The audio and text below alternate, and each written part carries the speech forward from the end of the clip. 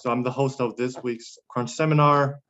So today we have two talks. So the first speaker is Jiaqing Kou. Jiaqing is currently a Marie Curie PhD student from Technical University of Madrid. So under the European Industrial Doctoral Project, ASEMIA. So he is supervised by Dr. Aston Ben Ferrer from UPM and Professor Charles Hirsch from New Mexico. So he obtained his bachelor and master degrees in 2015 and 2018, respectively, from the School of Aeronautics at Northwestern Polytechnical University. So under the supervision of Professor Weiwei Zhang. His research interests includes data-driven modeling and the numerical methods with application to fluid structure interaction. And Jiaqing is one of my dearest friends, so I'm honored to introduce him today. So Jiaqing, so please join me and welcome Jiaqing. You have the floor now. Oh, by the way, don't be nervous. You will get the gift at the end. So a mug. We'll send it to you.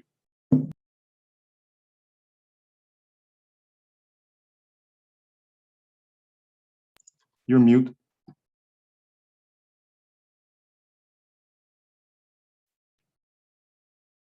Sorry for that.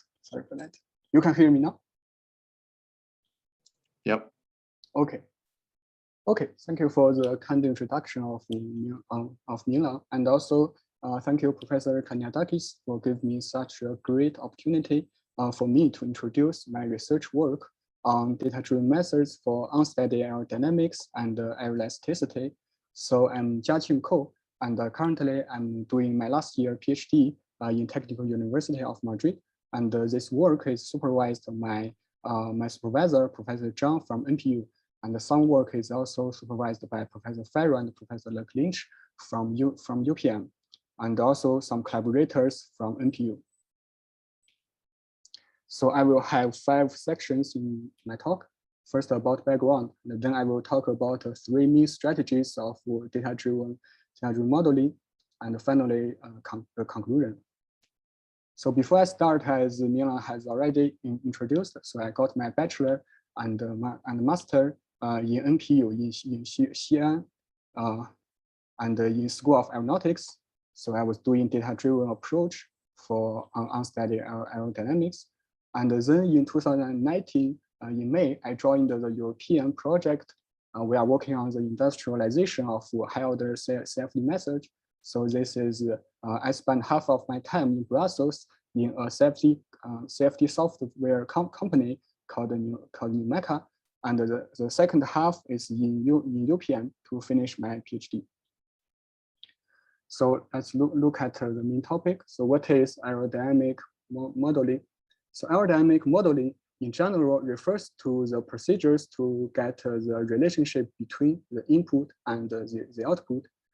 So the input is generally the flow state, like the Mach number and the Reynolds number, or the motion of your body, and the output is usually the lift drag coefficient, some quantities of interest. Aerodynamic modeling is kind of challenging if you consider the left figure where you see an aircraft at a high angle of attack. So this to predict the aerodynamics for such aircraft, it involves a strong nonlinearity, the strong flow unsteadiness, and the flow separation, and also some uncertainty. And the aerodynamic modeling is also a wide range of research topic in civil, wind, aerospace, and ocean engineering.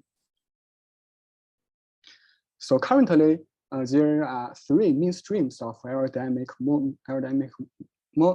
modeling, and it starts from the classical theoretical modeling approach based on potential flow. So the basic idea is that you take some simplification for your aircraft, for your wing or your airfoil, and you place some vertex on the surface to mimic the effect of aerodynamic loads. And you also introduce some vertex in the wake to mimic your unsteady flow. And this simplified representation of aerodynamics has been widely used in different engineering problems. And also with the development of CFD, computational fluid dynamics, there is another mainstream called we call it numerical modeling strategy. So basic idea is you solve the governing high dimensional flow governing equation by some sort of simplification for your governing equation, like the inviscid polar equation, the viscous Reynolds average the Navier-Stokes, or some larger simulation or detailed direct numerical simulation. In addition to run an unsteady flow simulation, you can also consider some efficient numerical strategy like harmonic balance or time spectral approach to speed up your simulation.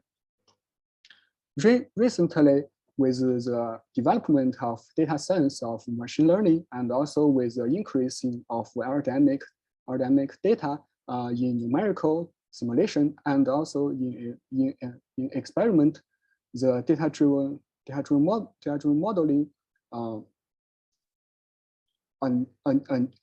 the data-driven modeling approach, which is a new strategy in model unsteady aerodynamics, has become very popular. So the basic idea for data-driven modeling is that you want to build a reduced order model based on the data you obtained, for example, in your numerical simulation or from experiment. So in data-driven modeling, there are mainly three main strategies, which I will talk in detail in my slide: system identification, feature extraction, and data fusion. So then let's look at data-driven aerodynamic modeling. So the benefits of it mainly contains two. So the first is the simulation acceleration, which means that with a data-driven aerodynamic modeling, you can build a reduced order model for unsteady aerodynamics, which has a very simple form compared with your CFD simulation. Therefore, if you run your simulation based on your reduced order model, you can reduce the computational cost to about 1 or 2 orders of magnitude compared with your CFD simulation.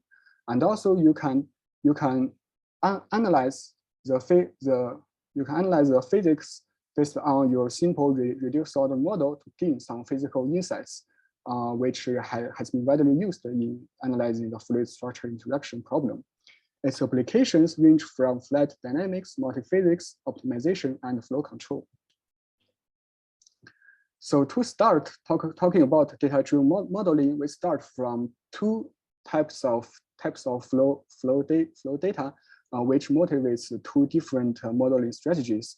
So first is the input-output data, which include, for example, your input can be the motion of your structure, and your output can be the aerodynamic force. And this is in general unsteady aerodynamic identification problem, which is to perform the regression task in the machine learning community, and you do a supervised learning because you know both input and the output. And in this branch, people proposed a different system identification approach as listed here. The second is the feature extraction of a high dimensional flow field. So in this area, we are working on the high dimensional flow field variables, and we perform unsupervised learning in machine learning community to do a dimensionality reduction of your high dimension flow system. In order to build the dynamic model, you may also need to combine it with the regression task. And in this feature extraction, usually what we use is model decomposition approach, as I show here. So then let's look at the main topic. First, system identification. So system identification is to obtain dynamic models from observed input-output data.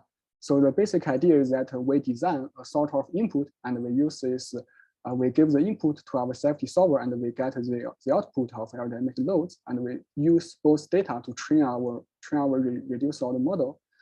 So we may end up with this kind of representation where we need to identify this unknown function between your input and the output. So the advantage is system identification requires a relatively small number of data, and you don't have to modify your source code because you regard your safety solver as a black box. With this system identification, we can build a reduced order model that is able to help us to predict the aerodynamic loads or the response of an aeroelastic system, like the V-flutter case I showed you. So the basic workflow is that for system identification is that first you need to collect the sample. So what you do is you can design like a random motion training signal, which contains a large range of amplitude and frequency. And you use this data into your safety solver, and you get the data to train your reduced order model by system identification approach. Once you get the model, you can consider to apply your model to different problems, which we also call the generalization. So you can couple your model with the structure equation to do aeroelastic simulation, or you can use your model to predict the aerodynamic loads at new amplitude and frequency. To generate the data, we mainly rely on our in-house flow solver based on finite volume, and also we use a linear multi-step approach to solve the structure equation for fluid structure interaction simulation. So system identification of aerodynamics is not a new topic. It can date back to about 50 years ago for people who do research in flight dynamics. When they want to predict the aerodynamic loads, they propose this dynamic derivative model. So dynamic derivative model, it performs a series expansion to your aerodynamic loads, and it will truncate those high order term and only return your first order term. So for example, you have this aerodynamic stiffness term, which related to your steady aerodynamics, because this is not a time-dependent input. And with your time-dependent input, you have this aerodynamic damping term to account for the flow unsteadiness or the unsteady flow behavior. However, if you want to consider the flow that is highly nonlinear, or it has a strong nonlinear unsteadiness, this dynamic derivative model is not sufficient for you to predict the aerodynamic loads. So what you need to do, for example, for the flow past a cylinder, is that you also need to consider the evolution of wake, consider its effect on your surface. So in order to do that, we must have the understanding that the unsteadiness of aerodynamic loads is in principle a dynamic time-delayed effect, where the motion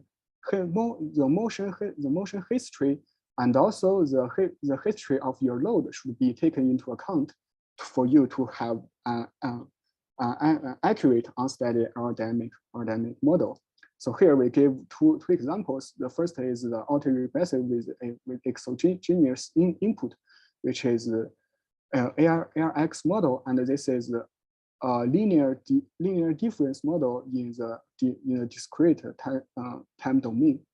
We can also generalize this model by using a nonlinear generalization to have this nonlinear ARX formulation, where we can identify a nonlinear relationship between the output and the input.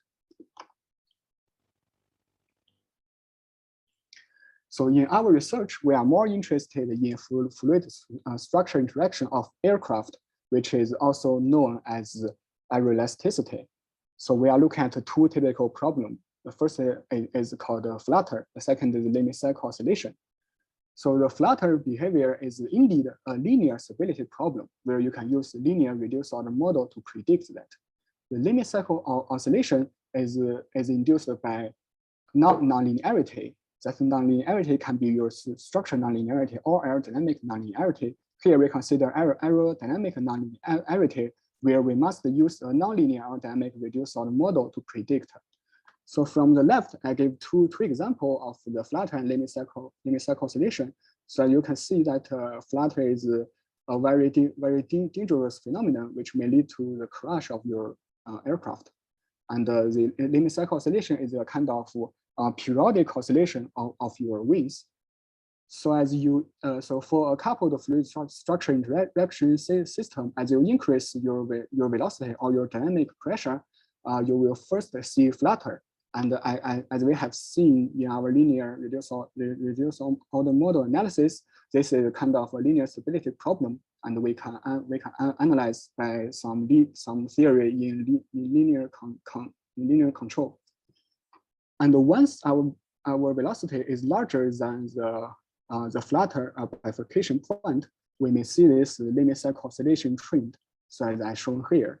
So when we increase the velocity, we will see a trend of increasing the amplitude of structure or oscillation by this limit cycle curve. So for each point in this curve, it corresponds to one time-dependent response, where you can see a relatively large amplitude motion that needs to be captured by nonlinear aerodynamic reduced order model. So our starting point is to do this nonlinear aerodynamic modeling to capture strong aerodynamic nonlinearity from large amplitude motion and separated flows. So we have two questions. First, how to learn nonlinear behaviors accurately with a strong generalization capability. The second is how to consider both linear and nonlinear dynamics in the reduced order model. So to answer the first question, our starting point is this recursive radio basis function neural network. This has been proposed by our research group about around 10 years ago, where this is the standard RBF neural network has been improved by this nonlinear ARX formulation to account for flow unsteadiness by introducing the time delayed input and output term. So by introducing this, we can build a nonlinear unsteady aerodynamic reduced order model, which have shown very accurate prediction for different aeroelastic problems. However, initially, when we develop this model, there's some problems, and the main problem is that to build this model, we use some trial and error approach to determine the unknown parameters in this model. So my work is the first part of my work is to improve the nonlinear RBF neural network by different strategies, which I will talk into detail here. So the first is, in order to improve the generalization capability for nonlinear aerodynamic model, we propose the cross validation idea to train the neural network.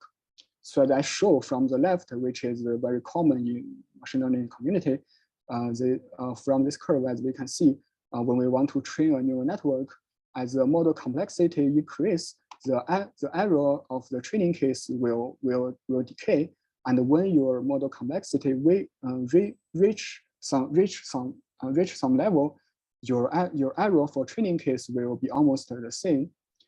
However, when you look at the validation case, which is more of the interest in our research, because we want to use our model to predict some new cases. If you look at the error of generalization, you can see that at some point your validation case can reach the minimum error, but as you further increase model complexity, you will have overfitting problem, and the validation error will increase. So we hope our neural network can perform well on both validation case and training case. So in order to test our algorithm, we are working on this two-dimensional airfoil case, which is free to move in the plunging direction and also in pitching direction. So this is the case we use. So we use a random case as our training case, which contains a large range of frequency of interest. And we also introduce another validation case, which is different from our training case. And we introduce the accuracy of validation case to our loss function to optimize the weight parameter of our neural network. From this cross-validation, we can see that our model, as shown by this red curve, it shows a good accuracy for both large amplitude prediction and small amplitude prediction, where the first large amplitude prediction is governed by aerodynamic nonlinearity, but the small amplitude motion is merely due to the linear aerodynamics, which is of more interest in flatter prediction. So the second work we consider is to improve the generalization capability by selecting a proper center parameter in your RBF neural network. So here we use the feature extraction in particular, proper orthogonal decomposition to select the center of RBF neural network. So we use this 2D NACA case as our test case. We run an aeroelastic simulation for this case, where at each time step, we couple our reduced order model with a structure motion equation to get the structure response. So we use a random case as our training case and a small amplitude case as our validation case to capture the linear dynamics.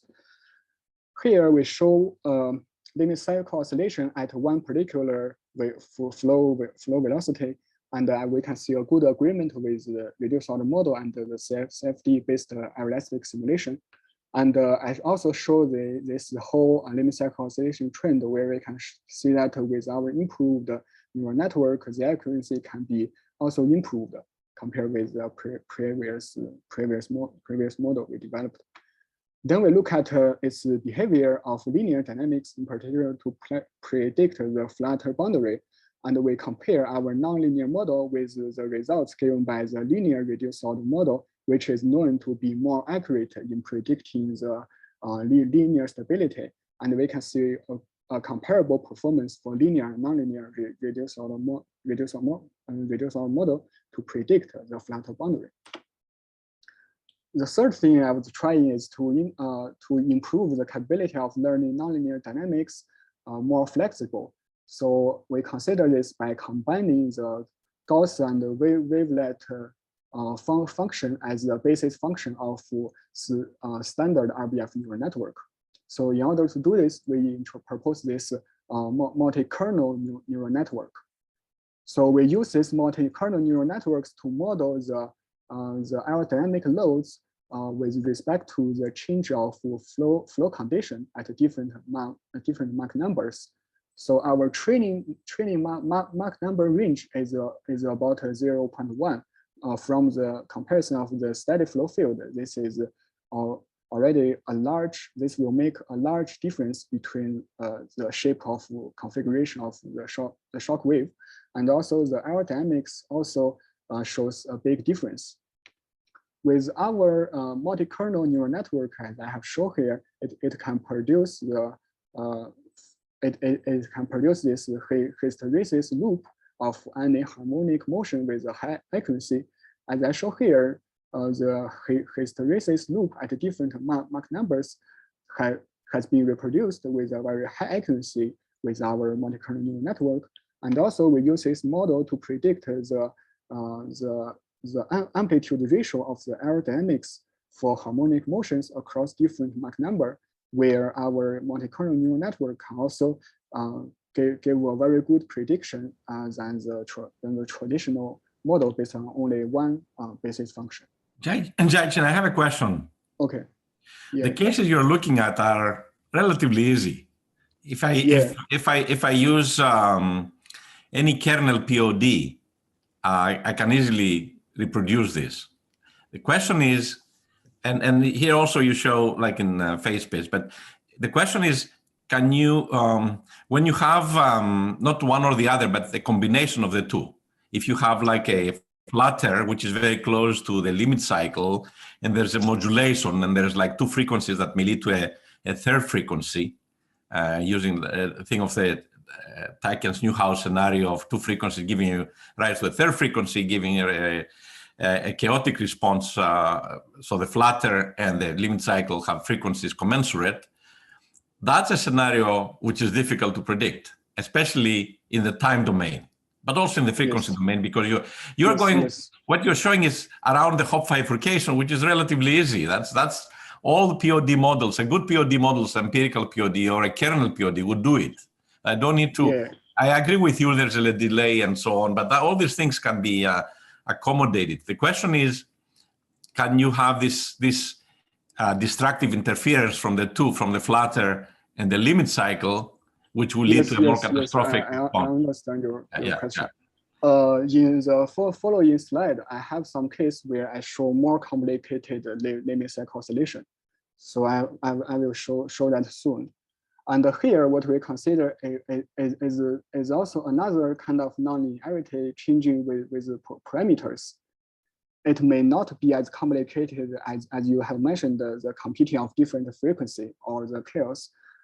But if we look at considering the flow field, it's kind of complex. It's not so complicated. So then to sum up for this nonlinear reduced order model, what we have shown here is that we use a single recursive RBF neural network to reproduce the limit cycle oscillation across different Mach numbers. So with this improved training algorithm, and as we can see, we can have a decent prediction, and I cannot say it's very good. There's a lot of work can be done to improve its capability. So then I will come to the second part for nonlinear aerodynamic model, where we want to consider a combination of both linear and nonlinear system identification approach. So we consider the series connection or the parallel connection based on the combination of linear and nonlinear subsystems.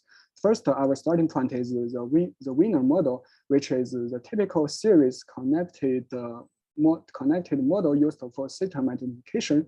And this model is composed of the dynamic linear part followed by a static nonlinear part. So in order to model the strong aerodynamic unsteadiness, we improve this static nonlinear part by a quasi-dynamic nonlinear part by introducing the time-delayed input and the output term.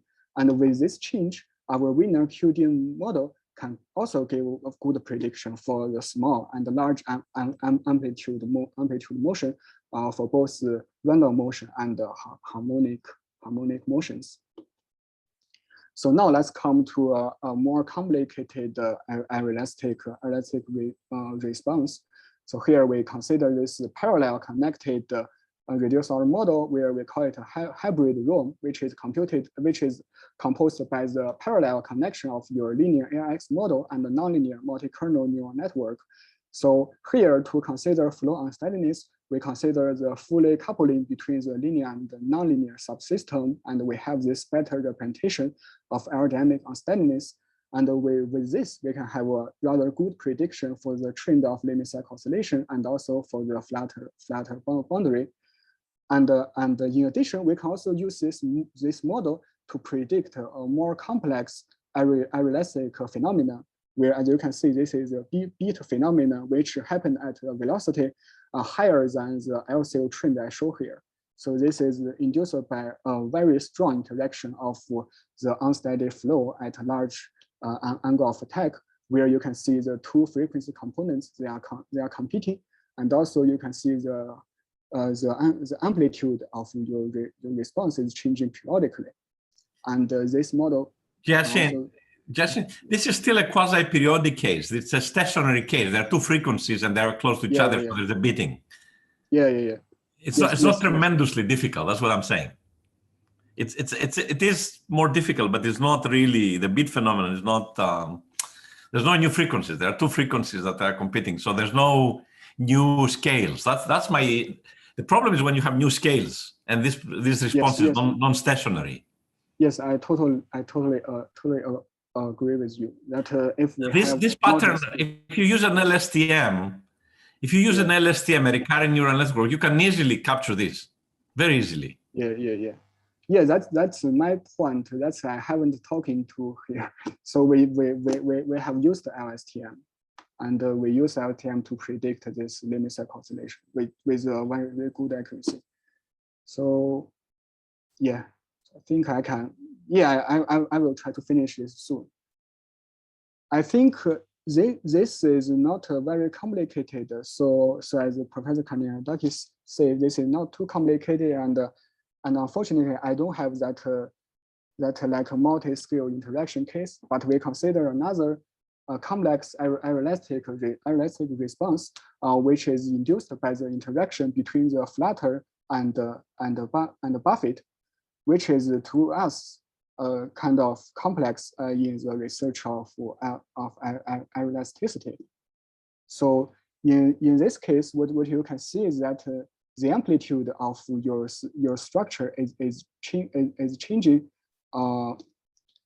with not like just a beating phenomenon. It's kind of a special behavior. So where you have this interaction between flutter and buffet. So the case is because because your current velocity is larger than your flutter velocity at a small amplitude, the flutter will be induced and the structure will start to diverge. And when your amplitude, your angle of attack reach your flutter boundary, the transonic buffet will be induced, and this transonic buffet will break the flutter mode. Will break your flutter mode, which will again suppress the oscillation of your structure. So this whole procedure will repeat as the time evolves. And we also want to use the reduced order model to reproduce this, and we find that the high frequency forcing given by this transonic buffet is also well captured by our reduced order model. And to here, I want to highlight that this is almost the best results we have seen in the literature. And here the model is almost the first time that has been reported to reproduce such kind of complex phenomena. And it's not too complex, but it's kind of complex for aeroelasticity. So finally, we go to deep learning, and we try this LSTM, and we use LSTM to model to do the same task as I have shown previously to predict the linear cycle oscillation across different Mach number.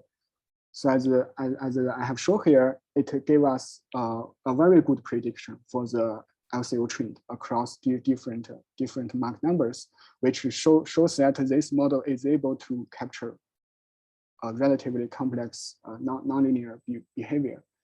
And also an advantage of LSTM is that it has this internal memory effect. We don't have to manually introduce this time delay effect to our neural network.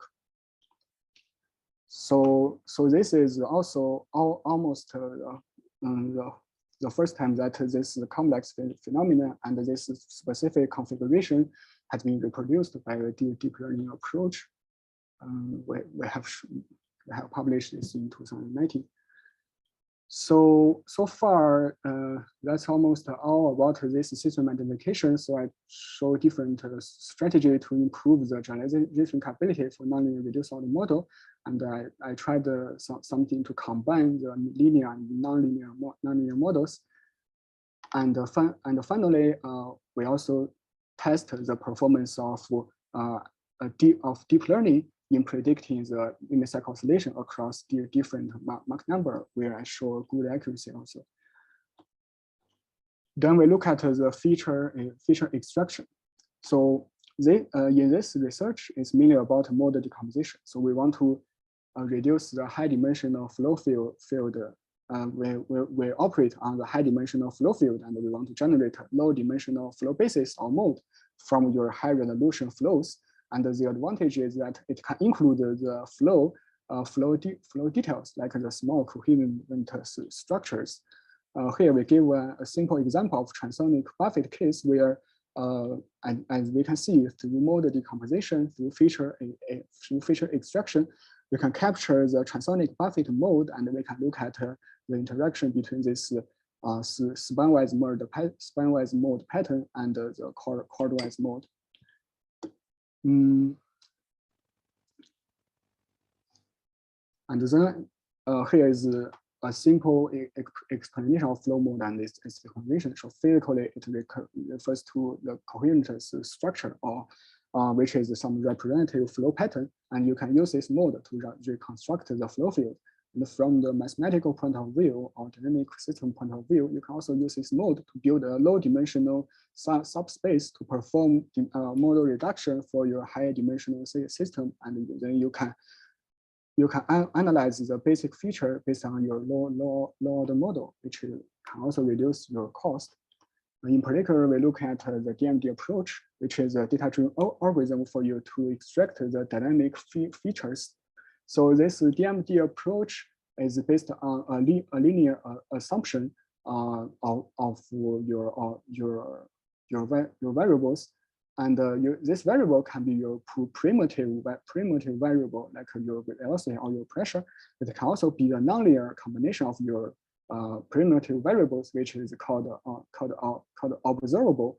And if you identify this, the linear system for this observable, this can recover the Koopman analysis. So DMD can achieve the nonlinear approximation of Koopman analysis. So the basic idea for DMD is to get the eigenvector and the eigenvalue of your global matrix A, and the eigenvector correspond to the DMD mode. The eigenvalue has the frequency and the growth rate of this mode, which shows also an advantage of DMD. So you can get a mode with a single frequency and a single growth rate. And with this mode, you can predict or reconstruct your flow dynamics in a reduced system by only several of your dominant flow modes. So in order to compute DMD, in particular, compute to do eigen decomposition for your high-dimensional matrix A, you have two main strategies based on companion matrix or similar matrix, which has been detailed in these literatures. This is the comparison for POD and DMD. So POD is a kind of a classical mode dimensionality reduction approach, which help you to get the mode that are orthogonal in space, and you can reconstruct your flow based on the which has the lowest error in the L2 norm, and you can rank your mode based on the energy of each mode, which is the eigenvalue of your correlation matrix. And the dynamic mode decomposition help you to get the mode with one frequency and a stability behavior. So here is a simple comparison, and we want to highlight that for DMD, one possible problem is that the selecting of mode is non-unique. You have different way to select the mode, and that's also one part we are looking at. First, we want to apply DMD to analyze some flow phenomena. So we consider this subcritical vortex-induced vibration phenomenon.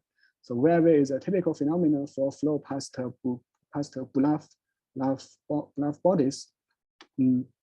So as we all know that for flow past a static cylinder, the von Karman vortex shedding appears when your Reynolds number larger than the critical Reynolds number around 47. But when you consider your structure with an elastic support, your VIV will occur at a Reynolds number smaller than 47, which is usually around 20, as we show here. Here is a VIV case at Reynolds number 40. So this is called the subcritical VIV. Our character analysis, previously we have shown that this subcritical VIV comes from the coupling between the structure mode and the dominant flow mode. And also, this coupling will make your structure branch goes to the unstable region that leads to instability. And we also generate the reduced order model across different Reynolds number, and we can draw this instability boundary for subcritical VIV. So here we show that the unstable area, it range from around the Reynolds number 18 to 47. And we also see that the instability will not occur below Reynolds number about 80. So to analyze this problem, we generalize DMD to propose this DMD-based mode testing approach. So we start from a steady flow field, and we give this cylinder an impulse excitation in the vertical direction, and then the flow will decay to the steady flow. We collect the flow in this decaying process, and we can capture its dominant DMD mode. By observing this mode, we can have two main conclusions. The first is the von Karman vertex mode will still exist at subcritical Reynolds numbers, as you can see here, and this mode will couple with the structure to induce this subcritical VIV. And we also find that when Reynolds number is smaller than 18, this flow mode will disappear. Therefore, the fluid structure in interaction, the subcritical VIV will not happen. So then we can simply looking at the flow mode and give an explanation to argue that the lowest Reynolds number of VIV is about 18 for this particular configuration. Then we look at DMD for building reduced order model to predict the evolution of flow. So we look at the two typical unsteady cases, which is the flow past the cylinder and the transonic buffet case. So both cases, they share a similarity where your flow starts from a linear equilibrium state, and it undergoes the linear growth, and then it undergoes this transient state due to the interaction of nonlinearity and your linear growth, and finally it will saturate onto this limit cycle range. So to build a reduced order model to predict this is kind of challenging. And if we use DMD, which is a linear model, it will be very difficult. So our purpose is just to use DMD to build a linear model to predict each region a little bit, to look at the efficacy of the mode selection criterion proposed by us. So in order to get the low dimensional model, we must have a good mode ranking, because we want to only use the first or several mode to build a low dimensional flow model. So here, in order to get a good mode selection criteria, we first identify some drawback of previous research in ranking a mode. And here is a simple example. So the red mode, as I show here, which is an important mode. This mode has a small initial value, and the yellow mode is a spurious mode, which is non-physical but has a large initial value. And if we follow the previous guideline to select a DMD mode, it may end up that our spurious mode has a higher priority, which is not correct for this particular problem. So this spurious mode is not a physical mode. What is more interesting, more important is this mode, which has a largest contribution to the flow field. So we propose the new mode selection criteria. The basic idea is kind of heuristic, and it's also a simple idea. It's just you integrate your mode coefficient in time, the absolute value of your mode coefficient, which means the area of the mode coefficient with the time. So this is kind of an energy indicator for you to select DMD modes. And the advantage is that you can rank a DMD mode more reasonably, and also by doing this, you can get an accurate reduced order model with a smaller number of DMD modes. And we don't have to change the DMD algorithm, we just change the way to select the mode. So for linear growth region, we use this criterion to identify different flow mode, like the mean flow mode, the vortex shedding mode, the shift mode. That is because the change of mean flow, and also the drag mode, which has this symmetric pattern and has double the frequency. One thing I want to note here is that by using criterion, we can select this mode as the fifth mode. So if we want to retain 5 modes for our reduced order model, this can be selected by our criterion. But if for traditional criterion, it may not be able to select this mode, because this has a very small initial value. And if you want to have the reduced order model with only 5 modes, this mode cannot be included, which will lead to some inaccuracy in your reduced order models. And we test also the performance of this prediction for this transient flows. So we want to predict the flow a little bit to look at the accuracy. So we use also 5 modes, and as we can see for this flow past a cylinder case, our criterion also can guarantee that you rank the mode more reasonably, and you have the mode that is you have the reduced order model that is more meaningful for your present case. We generalize this same model to predict the transonic buffet, where you have the movement of shock wave, which is very complex. And with our criteria, we can also achieve a better accuracy compared with the traditional way of selecting modes. The last case is we consider the prediction of this linear cycle oscillation from the transient flow. So the advantage is that if you want to have the linear cycle prediction, once you have this, you don't have to run your CFD until such a long time to get its dynamics. So we use unimproved DMD approach, which is called higher order DMD, developed by one of my supervisors in UPM, Professor Laclinch. And she developed this approach by generalizing DMD to account for the high order time derivatives, and by using the time delayed embedding approach. And by using this, we can also have a good prediction for the linear cycle flow for the periodic motion of the shock wave, where we can also achieve this with a parsimonious structure because we have this criterion. We can return a small number of modes. Finally, this is the error decay of our mode selection criterion. So with a more reasonable ranking of mode, as we increase the number of modes, we can have a better drop of the error compare for the flow reconstruction compared with the standard DMD approach. It can also show some better performance than some improved DMD approach because we can have the mode, we can select the more important mode with a higher priority. This is another generalization for DMD to allow control input. So this is very important in flow control problems. So we need to have this control term in our in the original DMD formulation, and we propose a two-step identification approach to separate the uncontrolled mode and uncontrolled dynamics and controlled dynamics, where we can show an improved accuracy for this flow path airfoil at large angle of attack case compared with other approach.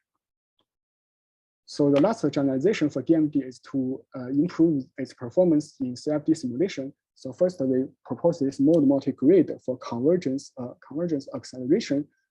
Here, DMD works as a filter to suppress the numerical oscillation in space, and it can also provide a trend to the final solution. So if you introduce DMD in your pseudo iteration of your CFD solver, you can have a faster convergence. So we validated this approach to both the Navier and Euler equations, Navier-Stokes equation and Euler equations, and also we tested this for adjoint equation, which is used for aerodynamic optimization. Another quite recent work is we use DMD to quantify the dispersion and dissipation error for any numerical schemes. We propose a non-intrusive quantification approach. The motivation is that traditional von Neumann analysis is kind of intrusive, so you must assemble the global matrix and you do eigen decomposition. But this is kind of difficult if you have complex solver or commercial software. So we use this generalization of DMD, which is called spatial temporal Koopman decomposition, to quantify the dispersion and dissipation error for high order methods. And we look at the change of amplitude and the frequency. So the idea is kind of simple. You throw a wave as your initial condition or your initial inflow, and you take the flow snapshots and you use this STKD approach to get the spatial mode and your temporal mode. And with this mode, compared with your initial condition, you can recover the temporal eigensolution curve and also the spatial eigensolution curve purely from your simulation fields, and you don't have to have the access to the underlying code. So this feature extraction, we propose several DMD-based approach for flow mode testing applied to subcritical VIV and reduce order modeling to select the mode more reasonably and to allow this to have the control. And also we use DMD to improve a little bit the numerical simulation, in particular the convergence acceleration and also the dispersion dissipation analysis. The last thing we are talking about is called the data fusion. So this comes from the fact that your aerodynamic data can come from multiple sources. For example, in general, your aerodynamic data can be obtained from safety simulation, from wind tunnel test, or from flight test. And we want to use data fusion to combine this data from multiple sources with different fidelities to achieve a better performance with a relatively low cost. So this is a summary of different sources of aerodynamic data range from different fidelity. In general, for high fidelity data, it is more accurate, but the number is limited and it has high cost. And for low fidelity data, its accuracy is limited, but you can have a fast prediction for aerodynamics. So once you have all different sources of data, we want to look at how to integrate those data to help you to build an accurate aerodynamic model with relatively less cost for data generation.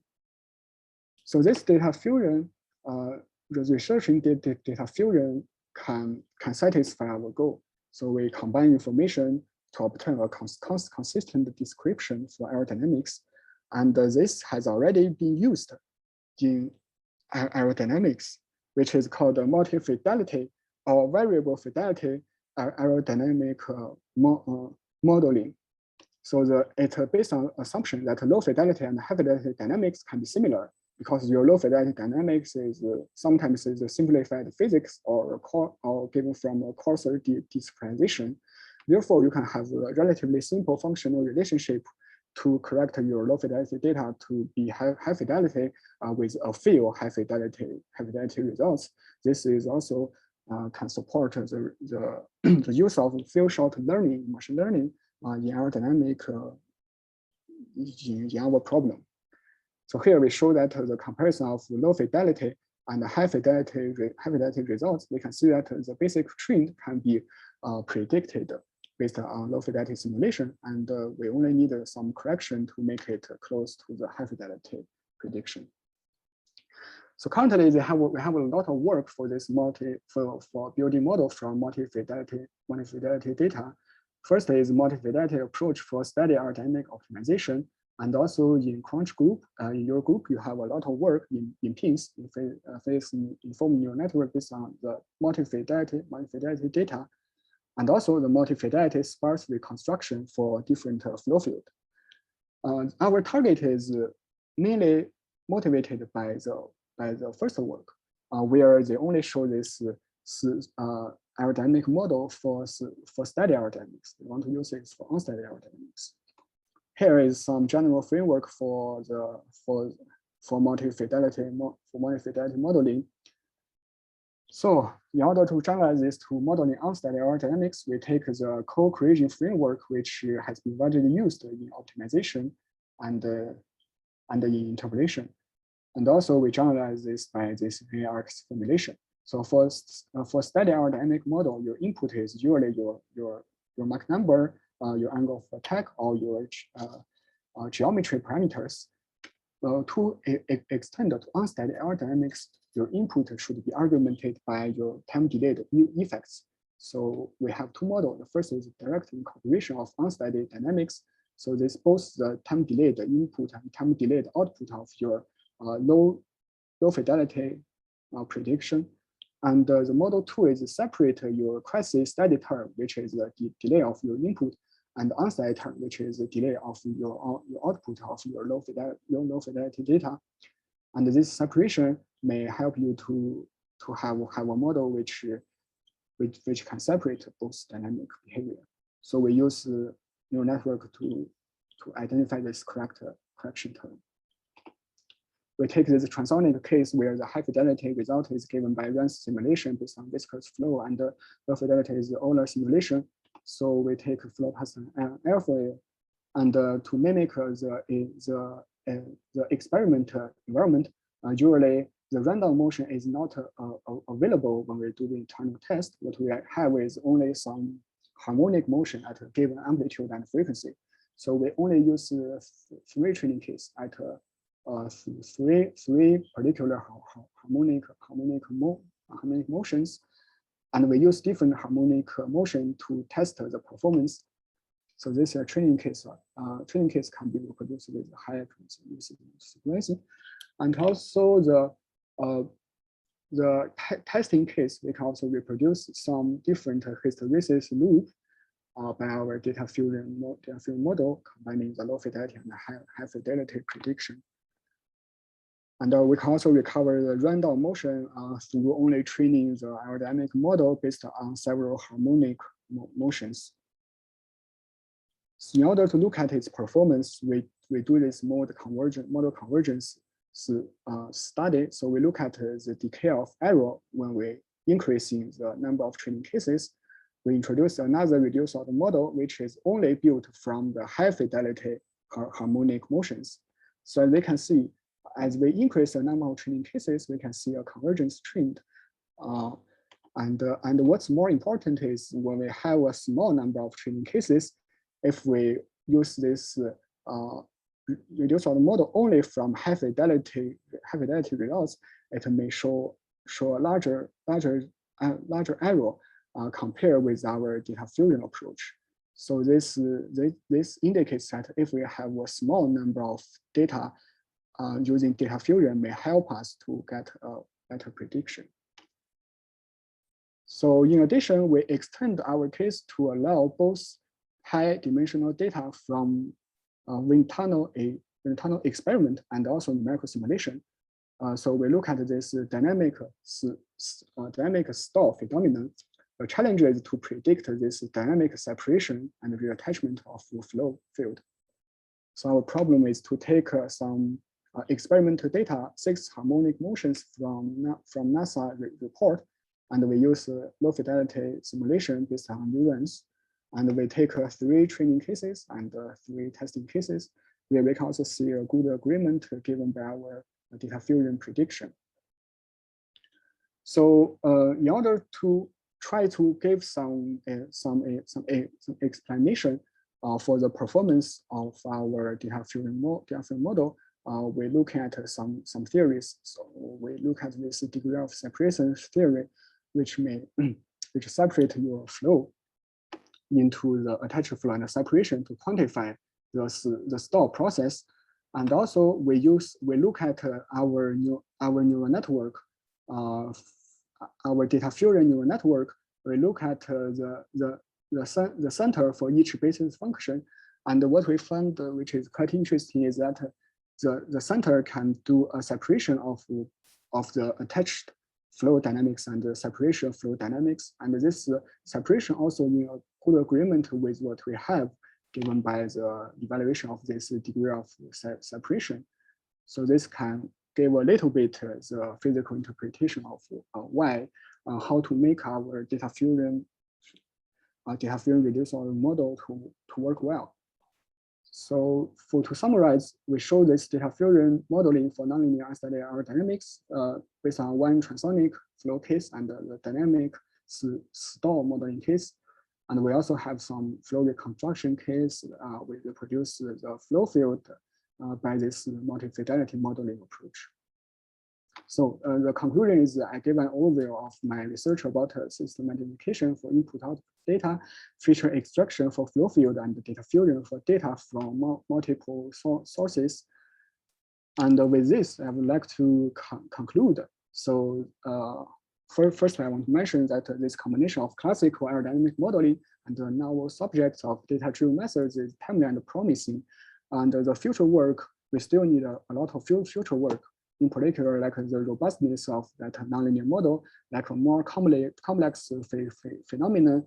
And also we can consider incorporating more flow physics by using like a PINS or deep ONet in our aerodynamic modeling procedure, and also to explore data fusion and field short learning, quantify the uncertainty and more complex cases.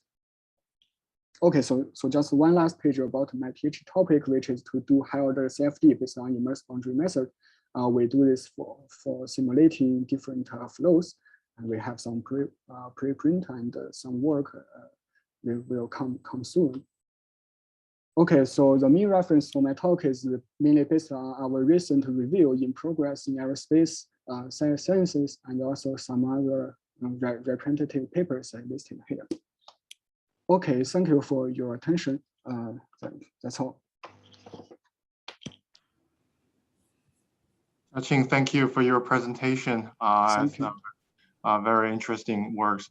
And I think we have we only have the time for one question. Is there any questions for our speaker?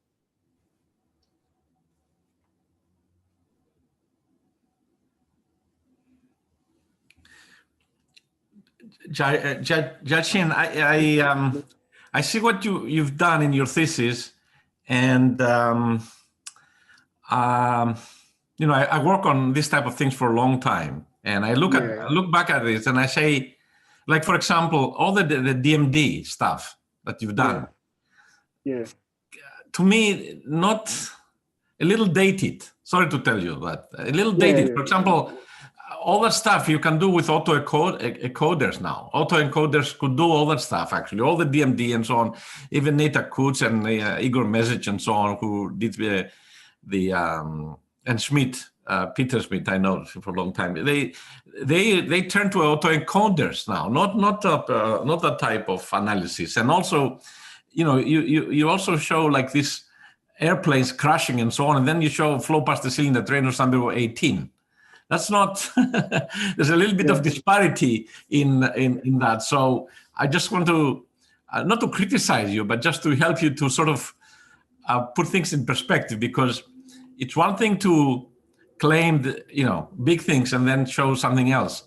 Also, you know, the co-kriging, as we show, co-kriging doesn't work. If you look at the paper by Perdicaris and so on, if you have nonlinear correlations, and actually the paper with Xu Hui Meng that you had there, if you have nonlinear correlations, so what you show is the low fidelity and the high fidelity was like epsilon apart.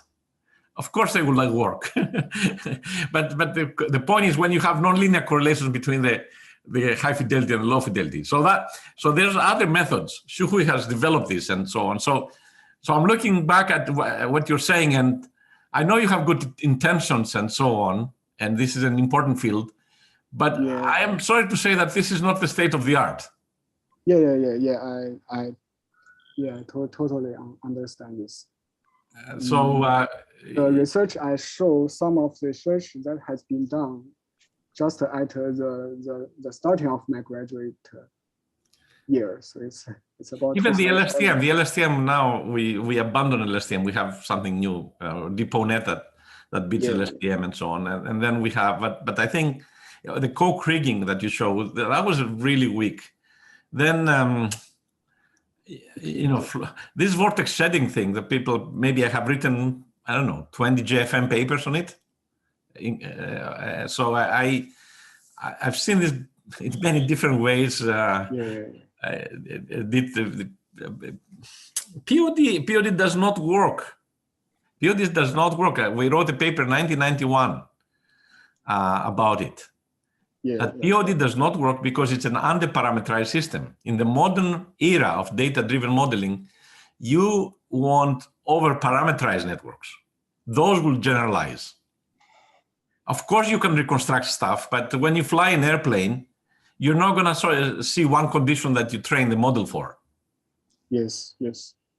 So you have to go. So these models are very local, very analytic.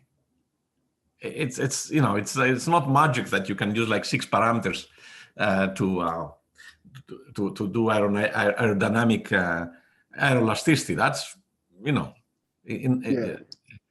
so I don't. Anyway, it's not a criticism of you. It's like because aerospace community has always been. If you look at the finite elements, right? Aerospace was among the first people to adopt finite elements and make big strides. Now with the machine learning era, people are still stuck to POD or glorified versions of POD and, you know, empirical interpolation, all that stuff. But they are basically under-parametrized networks. They don't generalize. They only go to write a little paper. but that nobody will use them in practice except because you cannot really predict new situations. No generalization, zero generalization. Yes. Limit cycles are interesting, but limit cycles will not lead to any catastrophic failures. So as I told you, think of the case where you had like the beating case, two frequencies in the system, kind of commensurate. So you have this beating, right? But then there's some sort of a shift, some sort of a transient. So then that you have a non-stationary case. These are the cases because some of the postdocs who are listening here, San and others, were looking at VIV for risers. And we have this type of transient dynamics. You have a limit cycle, but then all of a sudden you switch to a different mode. And then you don't know what to do. You know, there are two types of dynamics, multimodal dynamics, not just one mode and so on. So you do actually have that with your flutter and the buffeting and the and VIV, but if you bring them together to destructively interfere, that's really what is dangerous for the structure. What's dangerous for the structure is that type of not where you're looking at the little at the Hopf bifurcation, right? You know, you had like the amplitude versus the square root of that's not.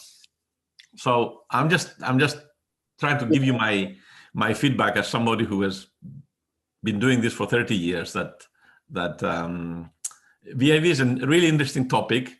You're using kind of tools, but now that in this era, 2021, we actually have tools, more effective tools that can be used, from autoencoders to recurrent neural networks to nonlinear data fusion methods with deep, like even the deep Gaussian process or neural networks and so on. So that's my kind of advice to you for the next step. Okay. And by the way, you can say hi to Charles at Brussels. We're good friends. Okay.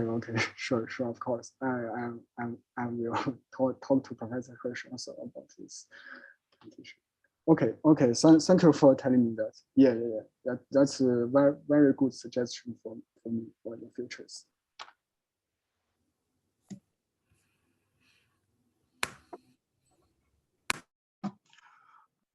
All right.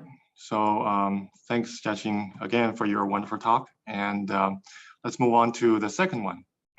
So the second talk will be given by Dr. Patricio Clark Di Leoni. So Patricio, you can try to share your screen. Patricio got his PhD in physics at the University of Buenos Aires in 2017. So he did a first postdoc at the University of Rome, Tor Vergata, and a second one at Johns Hopkins University.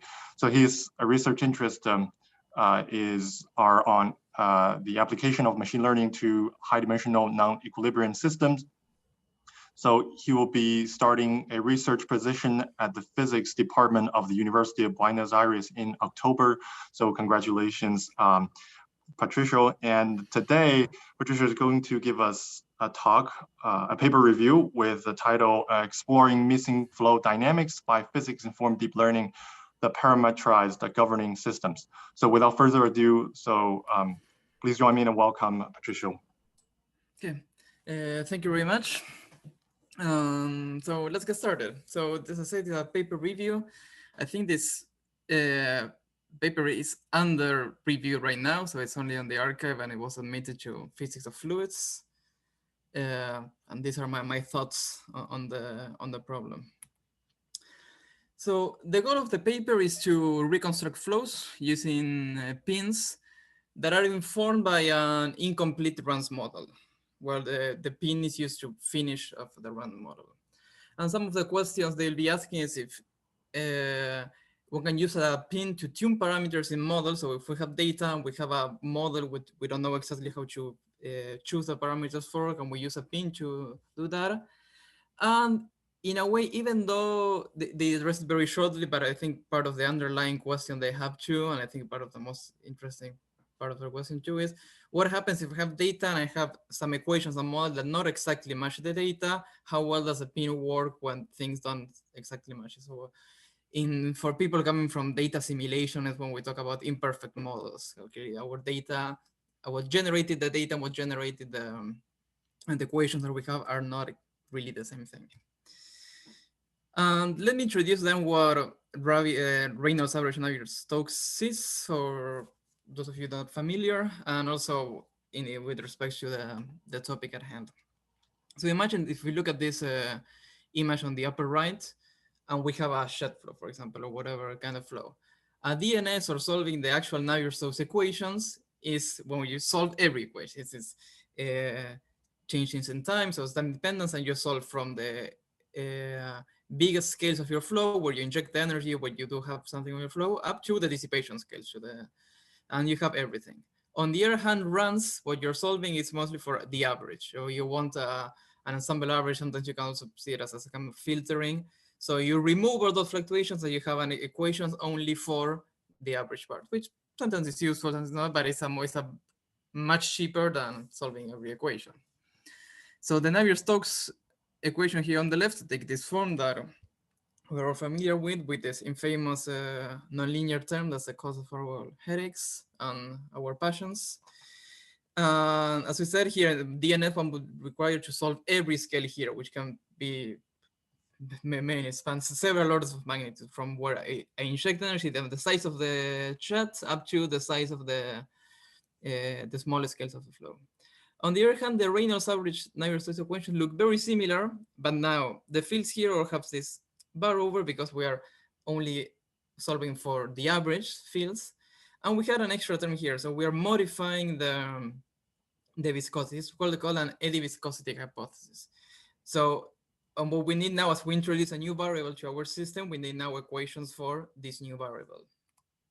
So let me show you the example of one of the most classical Brand's model, the K omega model, where we have the same equations that I was showing before, with the extra term in the viscosity, which is close in this way. We have two extra new equations for a magnitude called omega and k related to the turbulent kinetic energy.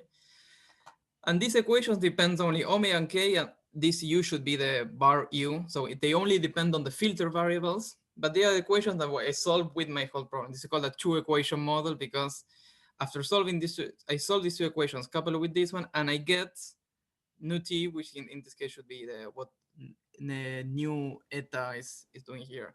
So out of these extra coupled equations, the new variables, I compute my the model effect of all the scales I'm not solving. I am putting into that number. So this is a number that nu depends on time, depends on x, but depends on it through the other variables of the flow, through the dependence of this equation, and dependence with the velocity, the result velocity fields here. And of course, there are a lot of free parameters. You can see, for example, there's a g here and f1. These equations are not. Patricio, just for the people who don't know this stuff, just for notation, in the omega equation, the k equation, everything is supposed to be the average quantities. Yeah, the resolved quantities, because of there's no notation inconsistency, but we assume that I know you got them from different sources, but this is just for the people who don't know that's why it's a closure system. Yeah, this is a very important point, and I got them from different sources, because on the original paper they don't write these equations, and it's a pity, because then they make some claims about what the equations are doing or not that. As far as I can tell from the equations, they should be all right, but as I never write them down, they only write the ones on top. It's hard to know exactly what's going on. But yeah, it's a closed system. But it also has free parameters. So many times the research regarding runs or regarding other things like LES is, okay, if I have my whole closed model, what's the best way to fit this parameter? What parameters, the free parameters, what value should they take for me to have the best model possible? So I go to a certain flow and I compare against DNS, against Navier-Stokes, against experiments, and see what parameters will give me the best thing. And that's a common procedure. That's like the tuning of a model.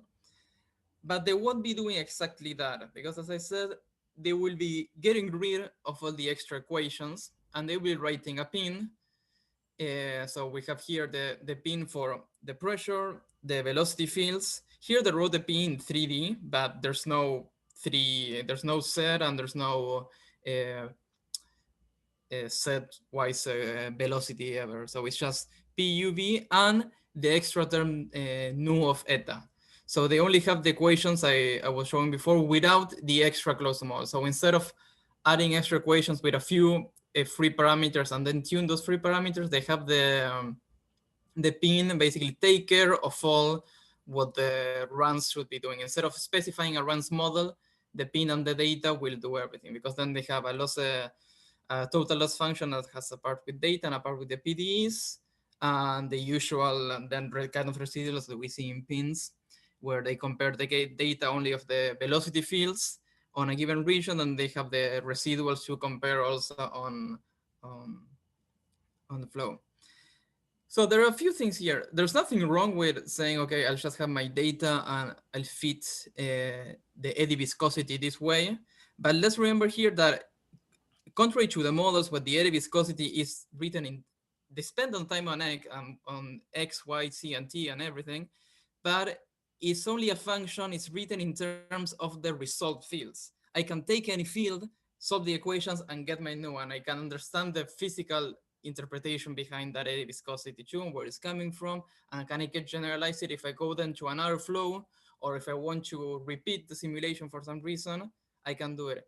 Here, as their eddy viscosity they will be learning depends only on T, X, and Y, so directly on the variables, what you can extract from there, especially T, because sometimes X and Y, you cannot say, okay, this will be an average in time, in space, and I can get something that for my geometry works, because especially the geometry, you can keep it. But if you have something that depends on exact realization, it's much harder than to say, if you want to repeat this and just run a simulation from scratch, because you want to do some other thing you don't have data for, that's why you do simulations, when you don't have data. Repeating this is already hampered because you cannot really depend on time. So you should go to another time and it will not work. They have a stationary example too, that's what I'm talking about first, but as an idea of what exactly is that, or how are we closing the equations, and what can we learn from the closing of these equations? So they do two experiments. The first one is flow behind a step. So they have this kind of geometry. And this is the actual data that they use. It's a stationary flow, and the data was generated by solving because of a shear transport K omega runs model. So it's this type of equations I was just showing. So it's not that they are solving and this is another very important point when talking about imperfect models and what can we learn from them. They are not solving DNS and then filtering or averaging that data and using that to compare against pins. They are solving a runs model directly. And then they argue that in a way, solving a runs model is like taking data from the lab and the data being average or something. And there's something I do not agree with the step here, because when I go to the lab is not doing a runs. The water is, as far as we know, it's following Navier-Stokes equation with its full nonlinearity and all the scales in time and space. My measuring device may be averaging somehow, maybe filtering. I can also take that data and filtering and only concentrate on modeling, say, a mean value or modeling only certain scales. I can do that with my data, but what generating my data, the real truth behind my data is not a runs model. So that's already, I think, a big point when analyzing what can we tell from my because in the end, what we want is actual data from the real world. And what can we learn from this type of experiments? I think one can still learn things because the equations we'll be using are not complete. So the pin will be doing something extra to the equations. But it's comparing to an experimental point. It's not something we can I would say it's really a great comparison. Patricio, I have a question. Yeah. Why do they do like a convergent nozzle in the outflow? I think I know, but did they say? No, nothing at all. I mean, okay. the figure didn't even have the X and Y's. I edited them myself. So yeah. You know why? I know why. I introduced that long time ago. And so this is because they have a relatively short domain. And by doing that, you basically have a pressure gradient outwards, so then you don't allow flow coming back. Ah, I see. So this is a very simple trick. I did that a long time ago, actually, to robustify the outflow. The CFD. It's a side thing, but for those who I know, I didn't know, so it was yeah. So you modify the geometry a little bit. So like from 0.7 and x equals 0.7, and after that, that's like the outflow layer, buffer layer, and you converge it a little bit. So then you convect everything out. Yeah. Because of the acceleration of the flow. That's a little trick. So in other words, the zero Neumann works fine, and you don't have things coming back to hit you because there's in this you're too close to the separation zone. That's why they do that. Yeah. Okay. Yeah. Just a side thing. Oh, that's good. And so yeah, so this model and the data they will be using for PIN is everything outside of this red dashed box. So they have this box here. That region will be, say, a interrogation region where there will be no data, only collocation for points for the residuals of the PDEs, while the data will always be on the outside region. So everywhere inside the geometry, but outside of this line. And they trained a normal protocol with 6 hidden layers, 15 neurons each. And they use here like 10 times less points, a bit less, half the number of points total compared to what they were doing with the simulation, and run with an optimizer. And then they start showing results. So once they train this, they don't show the curves of the loss and everything, but they show directly this. This is for the horizontal velocity. And it's a pity they don't show any quantitative analysis of these two. So, and they just say it matches. And even just by eye, you can see that in the interrogation region, clearly, it's not that it flows are completely different, but one can see here, there's a big like blob stationary region where there's no flow. It's almost zero here. And this blob here, of course, the flow is diminished, but it's not as strong in the data that's on top. And even outside, in the other components, it will be even more stark. There are some differences one can spot by eye. If I go, for example, vertical velocity, there are differences in the region and outside. And they don't analyze much them, and it's kind of strange, especially inside, why that's going on. And they don't show it really here. It's a pity.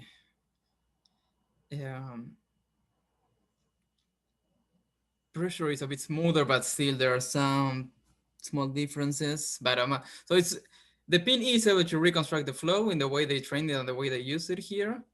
But there are some clear things you can spot even just by eye, and they don't do any quantitative analysis. And if they did, it would show errors that were considerable, because you can even see them just with your naked eye. But this at least where it gets more interesting, when they compare the learned eddy viscosity with the one generated by the model. So after the two equations, they have the expression that I showed before. They show so this is with the new T, the eddy viscosity from the model, and the eddy viscosity from the PIN. So this is an interesting point of comparison, because this is where they left their PIN to be freer than their model, seeing what it's doing. And it's a pity, as I said before, that they didn't write the equations, because here they just say they differ, but they have different meaning. And at first I don't know what that means, because they have this, even though the equations are the same, because the PIN is closing the viscosity differently, the way it enters the momentum equation, which is the thing that matters the most here, is exactly the same. The viscosity enters in that equation the same way. As far as I can tell, unless they change something else and I couldn't see, it's not that I'm that much of an expert on runs, but it should be the same. So I would expect something that's even more similar. You can see even here the eddy viscosity in the model, like that's nice things that it goes to zero close to the boundary, because there the effect of the actual viscosity is doing everything. The real viscosity is having a no slip condition near the boundary, which in the case of their PIN is not doing it. So even in outside, there are qualitative differences to what the eddy viscosity of the PIN is doing, and it's and also not having the equations, it's strange why they say it's different. Why they are not as you can see that the numbers are clearly different too. They have the color scales are not the same in both plots. So and this is interesting, but this is where one can compare. Okay, if I have something that is not my exact equations, what can I learn from my system? Because even if it's different as the equations, okay, one can understand why. And then when you go to another real world application, you can already anticipate the differences. And maybe it's like it's good that the pin adapts better to the data or something. But this is as much as they showed about this. And similarly, this other. By the way, yeah. Patricio. So I think it does not seem to correct me here. So if we consider, let's say, arbitrary domain here, let's say a domain and a domain here, then according to then basically there's the same setup according to as the hidden fluid dynamics paper. Yeah. Then essentially the neo here should be the same as the neo here, right? I agree. That's that's exactly what I was trying to say. Because the way the nu enters in the momentum equations is the same, no matter if you have extra equations for your runs or not. The way it enters there is the same. So it should be determined. Patricio and Lulu, I think they should have done what Raj did with the ultrasound, where he made that a neural network instead of a separate neural network. Yeah, that would also, here it's another output of the pin. Yes, this is just another output of the pin, but what Raj introduces is a separate neural network, which then you have more flexibility, I think. It's the setup is very similar. One parameter which depends on space-time, or this here is no time actually. It's steady, right? In this flow is steady, but then they have a flow that depends on time. The second example. Okay, but that's what I was when I saw this in the beginning. I said, okay, that's a good idea, but why don't you pull this out as a separate neural network? Yeah, it's related to that for the maybe we should try something. We should try something like that. We have another talk on runs by a guy from KTH that I think I circulate the paper, and we can see what he's doing. But that's sort of my inclination to do similar things like we had success before. Sorry, keep going. And this is the other very interesting point of comparison where I feel they could have done. There's so much to say about this part, and it's a pity they just stayed where they stayed. They did another pin, they call it UNSE, where they the same pin, but now without any extra eddy viscosity. They suppress that extra term. So they are just doing the Navier-Stokes equations fully with the small viscosity that's supposed to be there. So no eddy viscosity. And this is also an interesting point because it really what generated the equations. So what generated your data, your equations, and the model you're solving now, it's even more different. But in a way, I would like this to be the opposite, to them to solve the data with a DNS and then use the pin with the runs. That I think it's a nicer question. But at least they can see when they solve using without the viscosity, they have some extra terms. Here, what they show is the energy, so it's u squared plus v squared. And they have these things here that shouldn't supposed to be there. It's not clear if it's like something in the training that went wrong, or as the pin now has less viscosity there, indeed the equations are doing something more nonlinear, and they are doing like they are actually adding things to in a way they are going a bit beyond of what the data was resolved. Here what they show is the difference between the two, the field generated by this UNSC, the zero viscosity pin reconstruction, and the actual average field. So everywhere outside it's zero, but in the area where you let the equations strain free, you have these errors. So I think this is an interesting question, but much more could be said about what's actually going on here. Understanding indeed if it's just an artifact of the equations or what, because also pins as they are neural networks, they tend to do, instead of adding extra scales, sometimes they have more of a spectral bias problem where they smooth out smaller scales. if you're doing something very turbulent. You can run more into that. Problem is more common than adding. So it's kind of interesting also what happened here. I would have liked to see the opposite too. But this is at least there's nothing interesting in this question. The white line here is they are marking the recirculation bubble. So these extra structures are like being detached from the recirculation bubble that is behind the step. So this is the area behind the step where the flow just recirculates there and doesn't get stuck there behind the step. And then they do an unsteady flow behind the cylinder.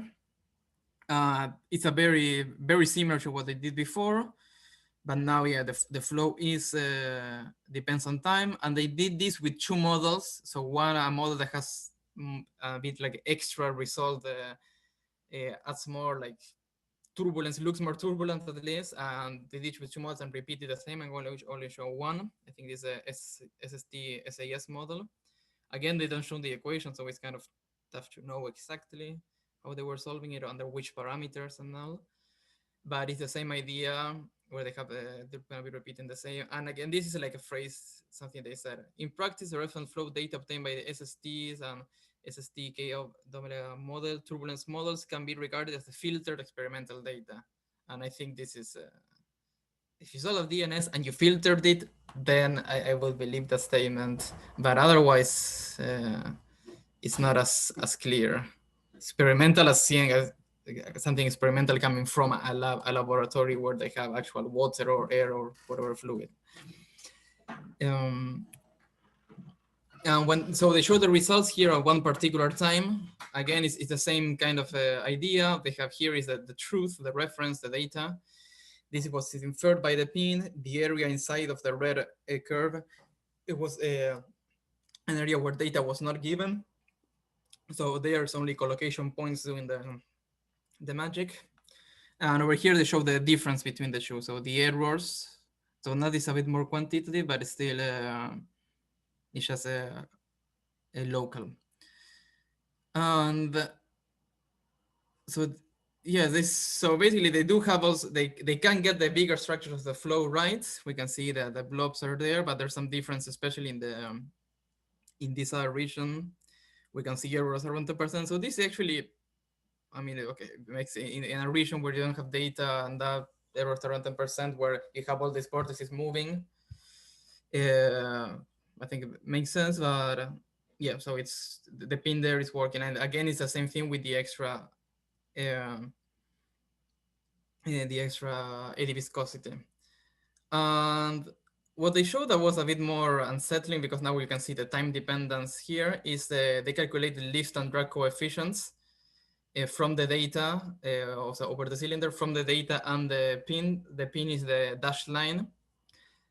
And here we can see that especially for the drag coefficient, that the pin is missing a lot of these kinks and crevices. And this is something, I mean, I've done, and many people here have done examples where you can get much better results. Clearly, we all know this this could be improved. And yeah, they just say it's fairly well. So yeah, they have the trend, but there's something here that it's, and it's really because on the cylinder, they do have data. This no data region is not around the cylinder. So yeah, this is what the results they have for this model. Finally, again, they show the same thing. This is the eddy viscosity, again, comparison of the eddy viscosity.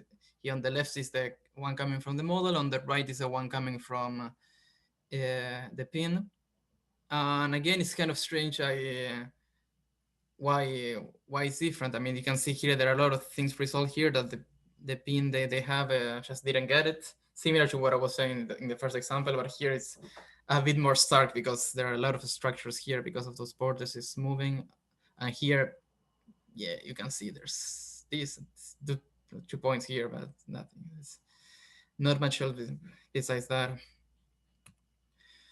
So to sum up, the authors claim that they call the parametrized Navier-Stokes equation pin. It can be used to analyze average of filter data, But I think the real important thing to do that is to have actual, as was said many times already, average filter the average real data, and then use the pin dar, so you can have DNS, filter DNS, and then you can do a pin with Navier-Stokes equations, with runs, and then you check all the different ones and see what are you losing, where not. Because then when you go to a case where you don't know what the truth is, because in the lab you just have some data and the other data has errors and everything, you have to know more from your synthetic experiments, know what you expect when you go to those cases. So the experiments could have been designed with more care, I think. And also, I mean, the presentation was, I mean, was very qualitative. So it was also hard to tell from what they had, how good it actually was sometimes. And an interesting part too, when they said this can be used for calibrating turbulence models. So it's similar to what we're doing with Rush now for LES. But if you want to calibrate a turbulence model, it's because you want to take it then. Okay, now yeah, you have a very good determined viscosity or parameters. You want to go do another simulation, because in that simulation you will be able to get more data, or you can change something that your data does not have. Maybe with that model you can change the geometry a bit or do something different with it. But what they have as security does not depend on the field variables, and this depends on the inputs in a way that's not generalizable, because it depends, for example, in the case that depends on time, what value do I use when I go to my models? If I run a runs, I cannot learn from this. What should I do there? If you put, for example, then solve here the full equations and tune the parameters, use the network to tune the parameters, which is a simpler case, but at least that I can go and tell any person running a runs, these parameters will be better than the one you're using because I tuned them this way. Or if they have something that depending only on the geometry, for example, like in this case, but in this case, something that depending only on the geometry, at least well, I can learn something from this and take it to my other problem. Otherwise, it's harder to get, because it depends really on that instant, on the realization. And this is for cases that are not that turbulent. If they have something with more turbulence, where many things are more going on, it will be even harder. So those are my thoughts on this paper.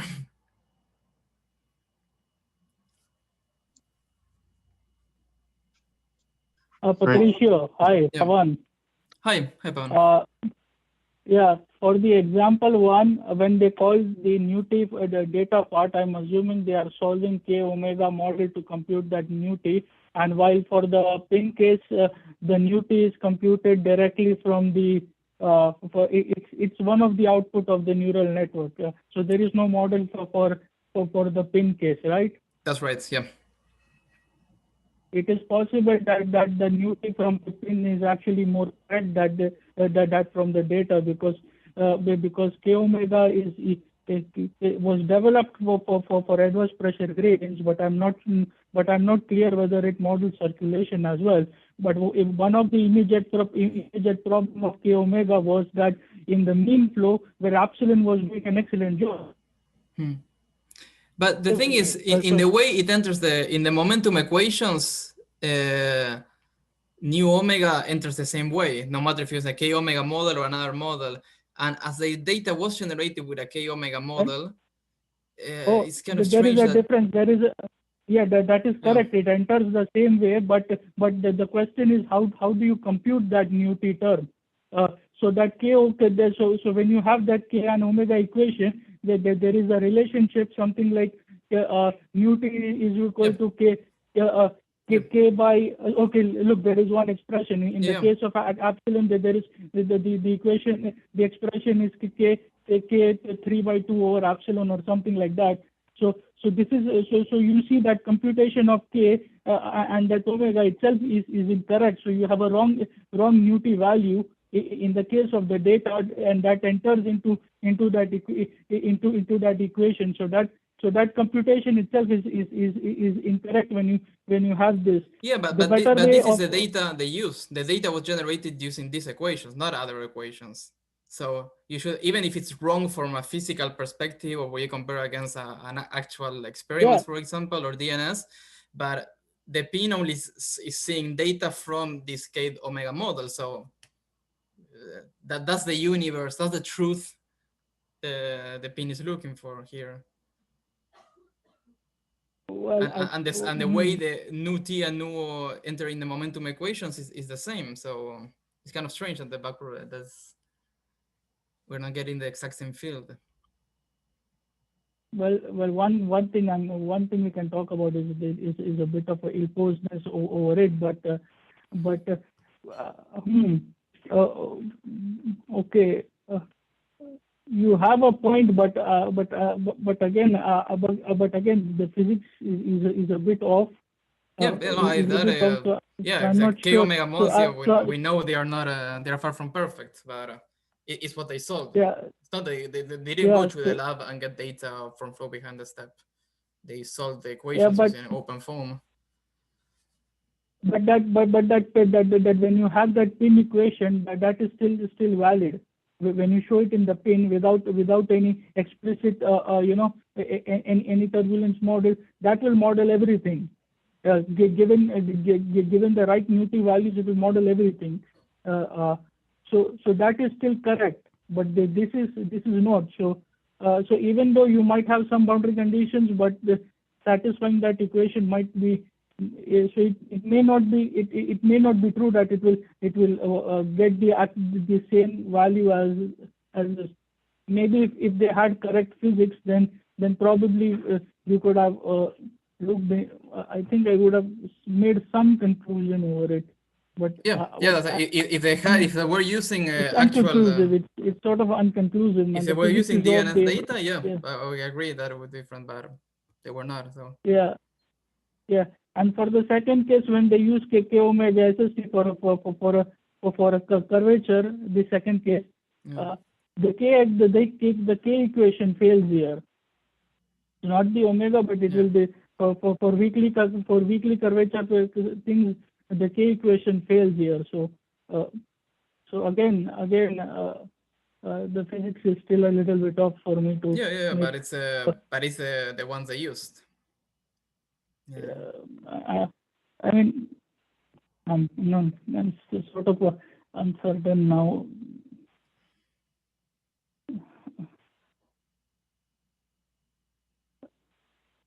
Let's assume that even with wrong turbulence model, you still get the right boundary conditions. Let's assume that. Let's make a hypothetical case. In this case, you are now solving the equation without the turbulence model. So in this example, nu t pin should not be equal to the nu t of whatever turbulence model you are using. That is one thing, because that. But the data they're using, the equations may not be a K omega SAS may not be good physical models, but their solutions are valid. They do have you put one number and they solve and you get the other. And the field, the way they enter in the momentum equations is exactly the same. That's in a way, if forget about physics, you're just doing math. These are equations and you get solutions. The way those fields enter into different equations should be the same. Yeah. From the data that you have, because they already have, they are fixing the data. The data is coming from this set of equations, not another. I agree with you, but the distinction is that in one of the cases you have a model, and the other case you do not have a model. And I'm making an example where even for the wrong model you have the right boundary conditions. You have the right boundary conditions even for the wrong model. It's just that the mean flow will be different because you have a wrong turbulence model. So let me just make a case where make a turbulence model where nu t is zero everywhere, and I still get the right boundary conditions. And when I solve that pin equation, nu t will not be equal here. So equal. So that's the only explanation I can think of.